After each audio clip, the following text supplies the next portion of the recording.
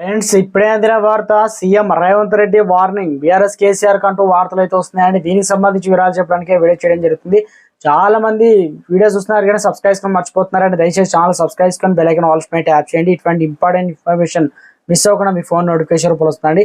చాలా మంది చూస్తున్నారు కానీ మీరు లైక్ చేయడం లేదండి. దయచేసి లైక్ చేయండి. ఇన్ఫర్మేషన్ అందరికీ కూడా తెలుస్తుంది. ప్రజలకు ఇచ్చిన హామీలు బీఆర్ఎస్ ప్రభుత్వం నెరవేర్చలేదని సీఎం రేవంత్ రెడ్డి అన్నారు. ఇక భద్రాద్రి కొత్తగూడెంలో జిల్లాలో మనుగురు కాంగ్రెస్ పార్టీ ఆధ్వర్యంలో భారీ బహిరంగ సభ నిర్వహించిన సందర్భంగా సీఎం రేవంత్ రెడ్డి మాట్లాడుతూ కేసీఆర్ ఖమ్మం జిల్లా ప్రజలు ఏనాడు నమ్మలేదని తీవ్ర వ్యాఖ్యలు చేశారు. ఎన్నికలు జరిగిన ప్రతిసారి ఖమ్మం జిల్లా కాంగ్రెస్ పార్టీ అద్భుతమైన విజయాలు సాధించిందని తెలిపారు. ఇచ్చిన హామీలను అమలు చేయడంలో బీఆర్ఎస్ ప్రభుత్వం విఫలమైందని, ఒకటి కాదు రెండు కాదు ఏకంగా 10 ఏళ్ల కాలయాపన చేశారని మండిపడ్డారు. అందుకే ఖమ్మం ప్రజలు కేసీఆర్ కు కర్రు కాల్చి వాత పెట్టారని అన్నారు. కాంగ్రెస్ పార్టీ ఖమ్మం ప్రజలు నమ్మారని, ఆ నమ్మకాన్ని నిలబెట్టుకునేందుకు సోనియా గాంధీ జిల్లాకు 3 మంత్రి పదవులు కూడా ఇచ్చిందని గుర్తు చేశారన్నమాట.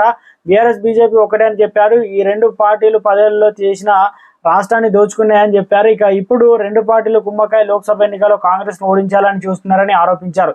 బీఆర్ఎస్ బీజేపీ చీకటి ఒప్పందం బాగానే వ్యూహాత్మకంగా వేరుస్తున్నాయని అన్నారు.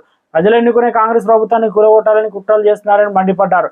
తాను గేట్లు తెరిస్తే బీఆర్ఎస్ ఖాళీ అవుతుందని సంచలన వ్యాఖ్యలు చేశారు. కేవలం కల్వకుంట్ల కుటుంబంలో ఆ నలుగురే అనగా కుటుంబంలో మిగులుతారని, తమతో పెట్టుకోవద్దని, కాంగ్రెస్ తో పెట్టుకున్న వారు బాగుపడ్డారు, చరిత్ర లేదని వార్నింగ్ అయితే ఇచ్చినట్లు అంటున్నారు రాజకీయ. ఇది నిన్న జరిగిన సభలో. ఈ రోజు అయితే మరో మీటింగ్ అయితే ఉండబోతుంది. ఇక అత్యంత త్వరలోనే మరి ఏ అప్డేట్ వచ్చినా తెలియజేస్తాను.